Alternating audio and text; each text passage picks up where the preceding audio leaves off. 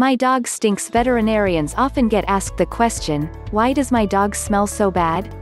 People frequently place blame for this embarrassing problem on themselves, thinking that they are not caring for their pets properly. In fact, there can be several reasons why some dogs have a distinctively bad smell. Reasons some dogs smell. Some reasons for a dog's foul odor are obvious. Many dogs like to roll in poop and dead stuff and, yes, play with skunks. You may not witness the event, but the smell is unmistakable.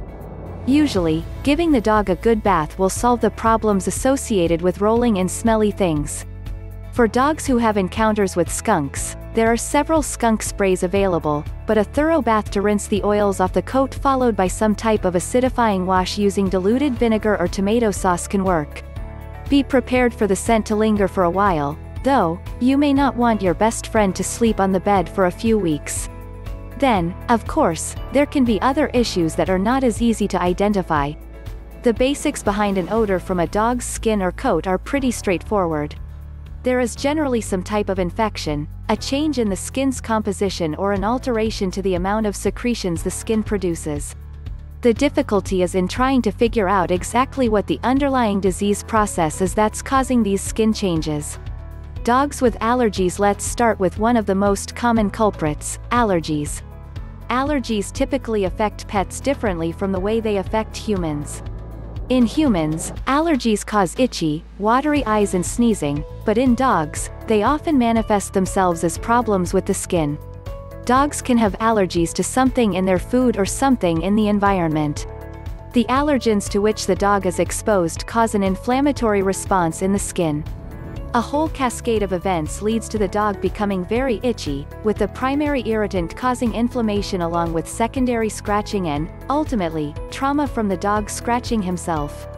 The result is skin changes that, when mild or present for a short period of time, often go unnoticed or untreated. If they persist or worsen, however, they cause the skin to become inflamed. The skin gets thicker, secondary infections develop, and then the skin produces increased amounts of secretions of oils and water. You can kind of see where this is heading. The thick skin, secretions and infection all mix together to form a pretty stinky stew. Simply bathing the dog will not help, or at least it won't help for long. The underlying disease or diseases need to be treated.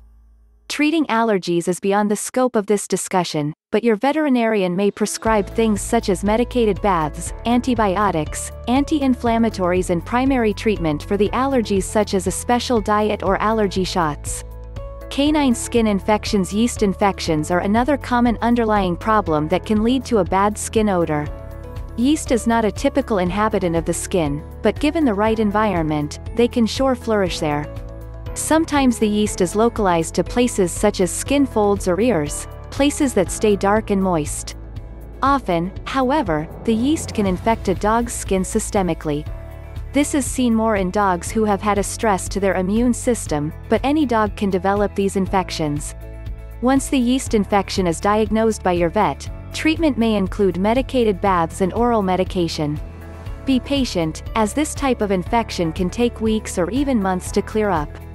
Seborrhea in dogs. Now let's talk about seborrhea. Dogs with seborrhea have excessive scaling and flaking of the skin. The seborrhea may be dry and flaky or oily and greasy, and is often worse in skin folds. There are two forms of seborrhea, primary and secondary.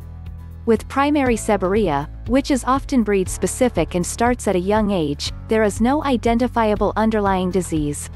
Secondary seborrhea occurs when another disease causes excessive scaling and flaking of the skin. Hormonal changes, allergies, infections from bacteria, fungus or parasites, poor diet, obesity and environmental factors such as temperature and humidity changes can all lead to secondary seborrhea.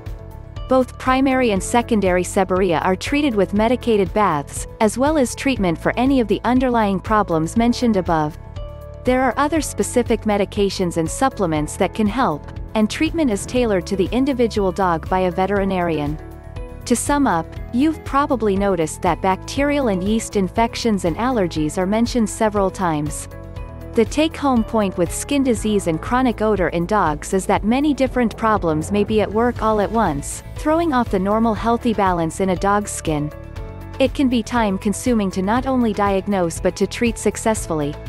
A good outcome is highly dependent on working closely with your veterinarian, following her directions and, above all else, being very patient.